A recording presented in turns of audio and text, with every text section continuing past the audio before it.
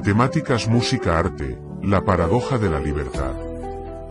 En un ensayo anterior reflexionamos sobre la libertad recurriendo desde Sócrates hasta Butler y concluimos que la libertad no es un punto de partida, sino una posibilidad que se abre en la fisura de la norma, en la repetición fallida, en el gesto que subvierte el guión esperado. El análisis que vamos a exponer es una continuidad del tema sobre la libertad. El conjunto de los dos trabajos despeja algunas incógnitas y aclara la idea. En descripciones de este trabajo dejo el vínculo correspondiente. La paradoja de la libertad. En el cruce entre el rigor de lo abstracto y el flujo de lo sensible, emergen las matemáticas y la música como dos formas privilegiadas del espíritu humano que, lejos de someterlo, lo liberan. Esta afirmación encierra una paradoja. Aquello que se ciñe a leyes estrictas, al orden casi axiomático de lo eterno, en el caso de las matemáticas, o al ritmo y a la medida en la música, resulta ser la manifestación más alta de la libertad. El más profundo sentido de libertad, entonces, no reside en la arbitrariedad del deseo ni en la suspensión de las normas, sino en una danza íntima con las estructuras invisibles que sostienen el cosmos. Tanto Pitágoras como Leibniz intuyeron esta afinidad profunda. El primero escuchaba en los intervalos musicales el eco de proporciones matemáticas celestes, el segundo definía la música como un ejercicio inconsciente de aritmética en el alma. Este ensayo se propone explorar, desde una perspectiva filosófica, la tesis de que solo las matemáticas y la música pueden concebirse como un sentido de libertad, no porque ignoren las determinaciones, sino porque las transfiguran en posibilidad infinita. Las matemáticas, pensamiento puro. Las matemáticas no describen el mundo, lo inventan. No se limitan a reflejar la realidad empírica sino que la superan. Se proyectan más allá de cualquier contingencia física para habitar en un reino de formas ideales. Como señaló Alain Badiou en L'être et l'événement, 1988, las matemáticas son el pensamiento del ser como tal. Esta afirmación conlleva una radicalidad ontológica. Las matemáticas no son una herramienta, sino un modo de estar en el mundo sin estar atado a él. Su lenguaje no requiere de interpretación subjetiva, ni se hunde en la historicidad del sentido. En ellas, el sujeto se vuelve puro operador, partícipe de una actividad creativa que, paradójicamente, se realiza a través de una estricta fidelidad a las reglas. Lo que podría parecer esclavitud, seguir axiomas, demostrar teoremas, aceptar corolarios, se transforma, al interior del pensamiento matemático, en una especie de éxtasis lógico. La libertad, entonces, no reside en poder hacer cualquier cosa, sino en desplegar una potencia dentro de los límites del ser necesario. Como diría Spinoza, la libertad no consiste en el libre albedrío, sino en actuar por la necesidad de la propia naturaleza. La libertad no consiste en el libre albedrío, sino en actuar por la necesidad de la propia naturaleza. El matemático, en este sentido, es un místico del orden, habita un espacio donde todo es posible porque todo es necesario. La música, en la finitud del tiempo. La música, por su parte, introduce algún sentido a la libertad en la carne misma del tiempo. Su existencia es efímera y corporal, pero su efecto es trascendente. Frente a las palabras, que remiten siempre a un significado exterior, la música se agota en su propio gesto, no significa, sino que acontece. En ella, como en las matemáticas, hay ley, compás, armonía, escala, pero esta ley no oprime, sostiene. El compositor, el intérprete, el oyente, todos entran en un juego común, en una dramaturgia sin palabras donde lo que se libera es la intensidad. Nietzsche, músico frustrado y filósofo de lo dionisíaco, reconoció en la música la única forma de arte capaz de tocar la voluntad más allá del lenguaje. En el nacimiento de la tragedia, la música aparece como la manifestación sensible de lo indeterminado. Lo que no puede ser dicho pero exige ser vivido. Sin la música, la vida sería un error, escribe luego en El ocaso de los ídolos. Y sin embargo, esta música no es caos, es estructura, es repetición, es variación controlada. Como en Bach, donde el contrapunto, esa matemática afectiva, nos hace vislumbrar un orden secreto del universo. Como en Couldran, que improvisa sobre escalas como si se tratara de axiomas afectivos. La música no necesita decir yo soy libre, porque transforma el tiempo en experiencia. Libera al cuerpo, no en la anarquía, sino en la danza o el sonido.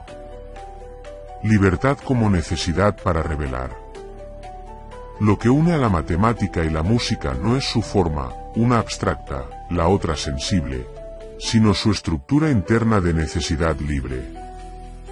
En ambos casos, el sujeto no se impone al mundo, sino que se entrega a un orden más grande, y al hacerlo, se vuelve creador. No hay en ellas voluntad de dominio, sino de escucha, del número que se revela, del sonido que nace. La libertad, aquí, no es poder elegir entre opciones, sino ser fiel a una lógica interna que nos excede y nos constituye. Heidegger en Dieterich Bonnet der Mensch, 1951, al hablar del poeta Hölderlin, señala que el hombre habita poéticamente sobre la tierra. Podríamos parafrasearlo, el hombre habita matemáticamente, musicalmente. Porque sólo allí, donde no hay necesidad de hablar ni de justificar, el ser se ofrece como don. La matemática y la música nos liberan del yo, del interés, del ruido, nos devuelven a una forma de pureza sin inocencia. Libertad en su última sintonía. Matemáticas y música, los dos templos donde la humanidad ha conseguido, sin violencia, conjugar necesidad y creación. Allí, la libertad no es un grito contra la norma, sino la escucha de una armonía profunda. La libertad, concebida como una experiencia subjetiva, se enfrenta al problema de la estructura psíquica. Desde el punto de vista de la psicología profunda, especialmente en su vertiente freudiana y posfreudiana, el sujeto está atravesado por pulsiones, por el inconsciente y por formaciones simbólicas que no domina del todo. En este contexto, tanto las matemáticas como la música aparecen no solo como formas del espíritu, sino como mecanismos de transfiguración del conflicto psíquico. Freud en Das Unbehagen in der Kultur, 1930, ya intuía que la creación, incluyendo la científica y la artística, es una forma de sublimación, es decir, el desplazamiento de la energía pulsional hacia fines socialmente aceptados y culturalmente elevados. En el caso de las matemáticas, esta sublimación se realiza a través del control, la racionalización, la búsqueda de una estructura inmutable que estabilice la angustia frente a la contingencia. En el sujeto matemático, el deseo se metamorfosea en claridad, en certeza, en la ilusión o la verdad de un orden absoluto. No es casual que muchos de los grandes matemáticos como Cantor, Gödel y Turing, hayan rozado los abismos de la locura, el límite entre la libertad que estructura y la estructura que aliena es tenue. La música, en cambio, canaliza las tensiones del yo por la vía de la expresión afectiva. En ella, el yo se diluye, se modula, se convierte en resonancia. Jung hablaba del inconsciente como un sistema que se comunica mediante símbolos y arquetipos. La música, en este sentido, opera como un símbolo vivo, que permite al individuo integrar las emociones reprimidas sin necesidad de traducirlas al lenguaje conceptual. La escucha musical no es una interpretación, es una inmersión. Por eso, en muchas terapias contemporáneas como la musicoterapia, se utiliza la música para acceder a dimensiones internas que el lenguaje verbal no puede tocar. Allí donde el lenguaje fracasa, la música dice sin hablar.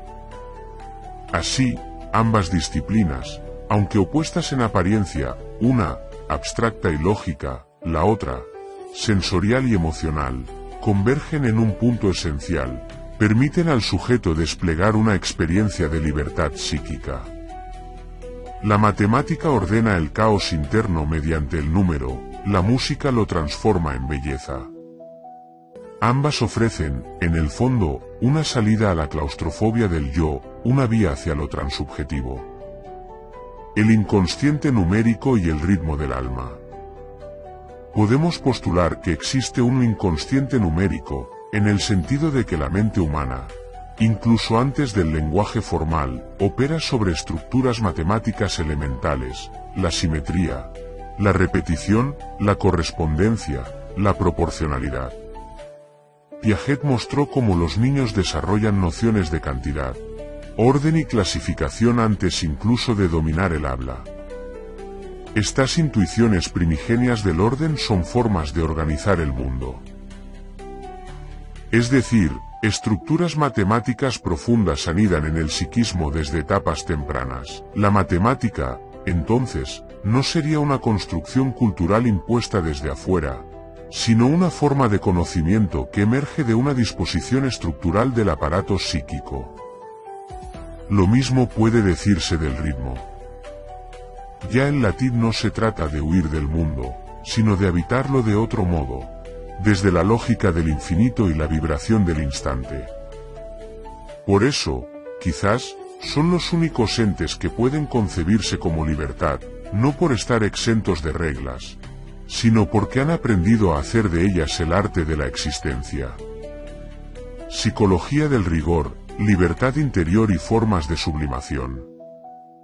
O del corazón, la alternancia del sueño, la respiración, todo en nosotros es rítmico antes de ser reflexivo. La música no impone un ritmo desde el exterior, lo despierta desde dentro. El ser humano no se adapta a la música, la recuerda. La pulsión rítmica antecede a la conciencia. Winnicott lo expresa bellamente al referirse a la musicalidad del gesto materno, ese vaivén afectivo que marca la experiencia del infante en el mundo.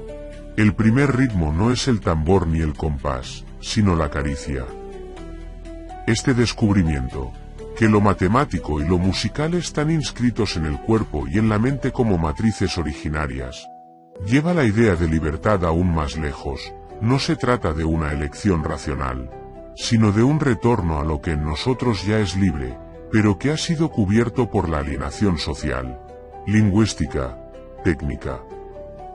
Volver a las matemáticas o a la música como experiencia vital es desandar la represión de lo estructural que habita en el inconsciente mismo. De la alienación al éxtasis, matemática, música y lo sagrado. En el corazón de toda experiencia de libertad radical hay una dimensión sagrada.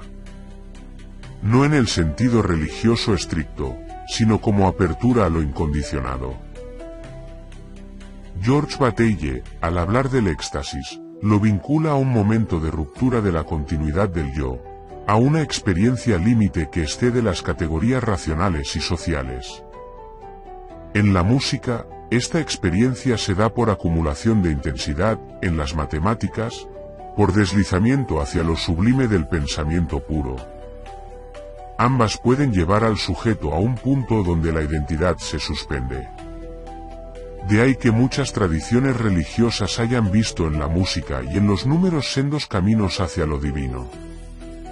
El sufismo gira en círculos rítmicos para encontrar a Dios, los místicos cristianos componían himnos.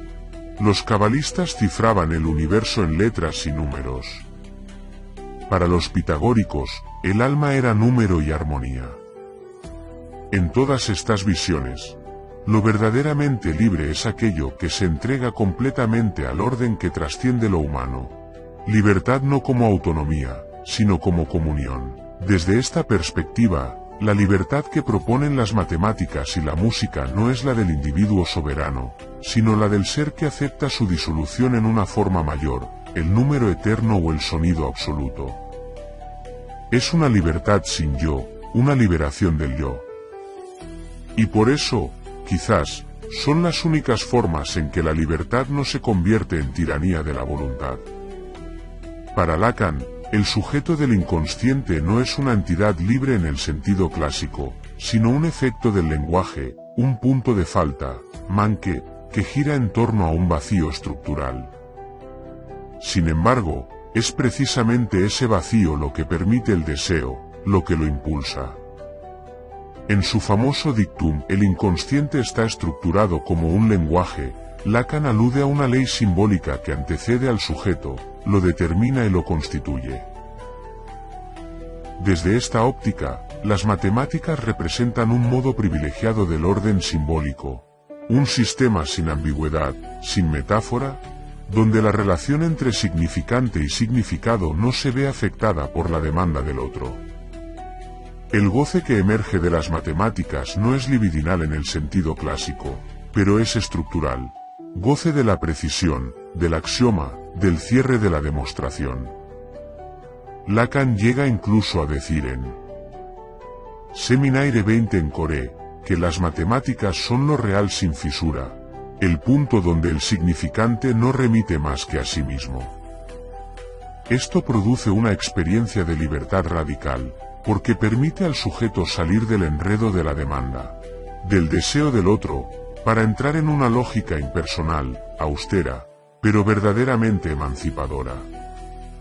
En este sentido, el pensamiento matemático se torna una vía de exilio del fantasma. Ser libre no es hacer lo que se quiere, sino salirse del circuito del goce alienado. Deleuze, por su parte, toma un camino inverso. Donde Lacan ve estructura, él ve devenir. Y sin embargo, no hay contradicción, sino complemento. En Mille Plateaux, Deleuze y Guattari piensan la música como un acto de desterritorialización, una fuerza que escapa al lenguaje y lo subvierte, una línea de fuga, que permite al sujeto inventar nuevas formas de subjetividad.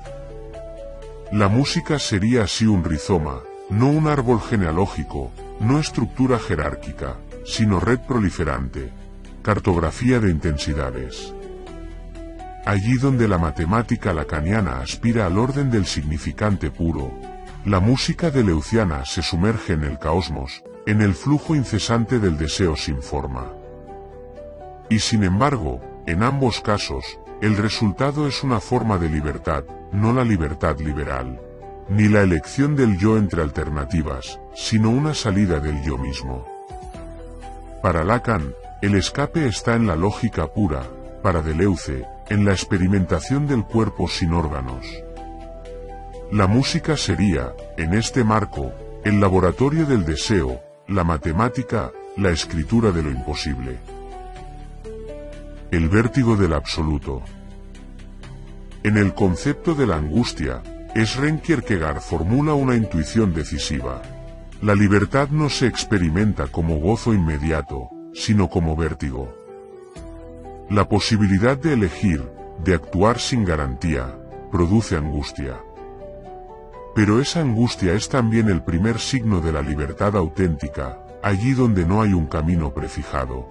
Donde todo es posible, el individuo se enfrenta consigo mismo en lo más radical. Kierkegaard llama a esta experiencia el salto, ese momento donde el yo se lanza hacia lo infinito, sin apoyo ni mediación.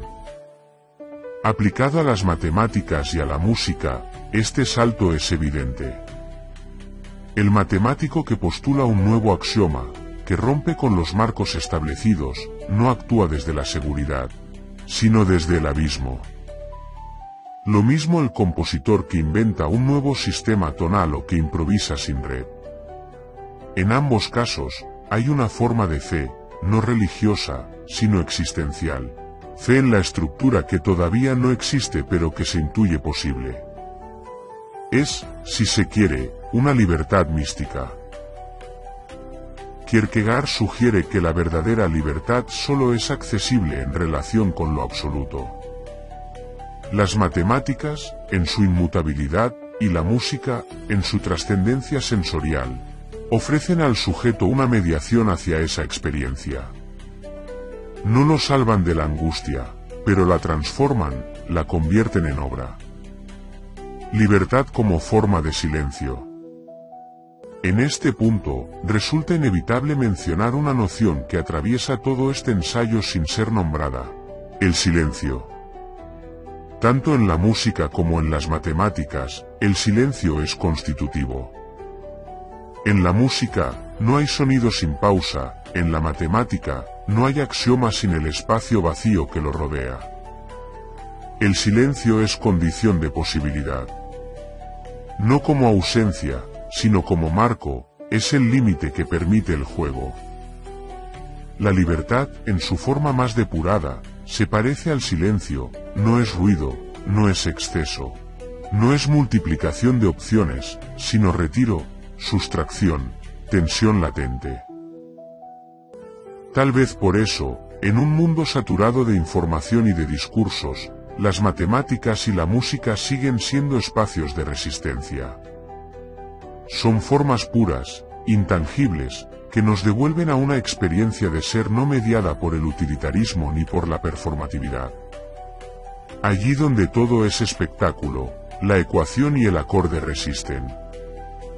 Y tal vez sea esto lo más radical, que solo en lo que no dice, en el número que no representa nada, en la nota que no significa nada, el sujeto se encuentre libre.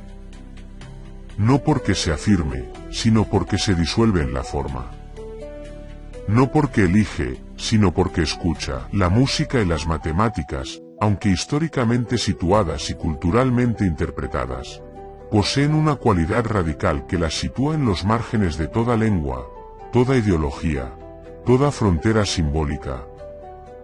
No es que no estén influenciadas por contextos humanos, toda creación lo está, pero su núcleo, su modo de operar, excede la contingencia. Ambas trabajan con formas puras, relaciones, proporciones, estructuras, tensiones internas. Y en esa pureza, no necesitan traducción. La música no necesita ser hablada para ser comprendida, atraviesa sin permiso el muro del idioma. Y las matemáticas no requieren dogmas, sus teoremas son verdaderos, o falsos, en cualquier universo donde la lógica respire. Ni el credo ni la bandera ni el canon estético pueden domesticar una integral ni una fuga de Bach. Ambas, además, nos invitan a salir del yo discursivo, del yo político, del yo identitario. Nos sitúan frente a lo universal no como abstracción vacía, sino como vivencia concreta. El escalofrío de un acorde menor o la elegancia de una demostración son experiencias que no pertenecen a nación alguna. No hay matemáticas rusas ni música musulmana en ese punto esencial donde la forma toca el abismo. Incluso cuando son utilizadas como herramientas de poder o propaganda, algo en ellas escapa. Siempre queda un resto. Una zona sin captura. Un pliegue que resiste.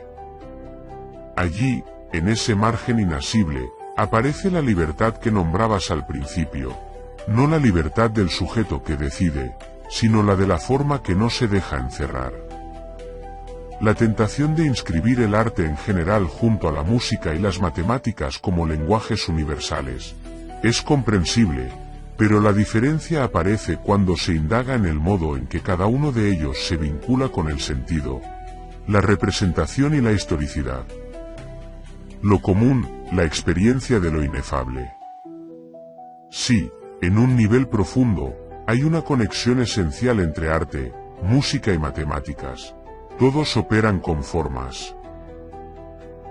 Todos permiten un acceso a lo real que no se agota en el lenguaje verbal. Todos, en sus momentos más altos, suspenden la lógica de la utilidad y nos enfrentan a algo que simplemente es, sin otra razón que su intensidad o necesidad formal. Además, los tres tienen una dimensión estética, no hay matemática poderosa sin belleza interna. No hay música sin proporción sonora, no hay arte sin tensión entre orden y ruptura.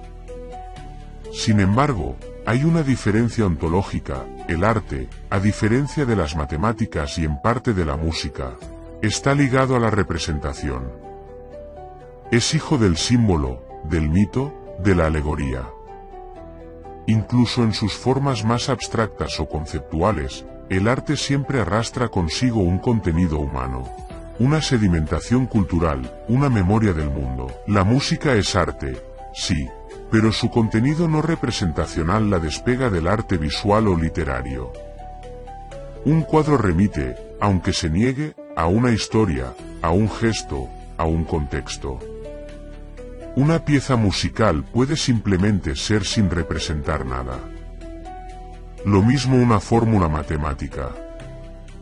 El arte está históricamente más ligado al lenguaje y al cuerpo social. Una pintura no se lee igual en el Japón del siglo XV que en la Viena de fin de siglo. Una escultura de mármol en Grecia tiene un sentido ritual, mientras una instalación contemporánea de luz y sombra puede tener una función crítica o política. El arte necesita, o al menos soporta, interpretación. El arte tolera la contradicción interna, el ruido, la desmesura.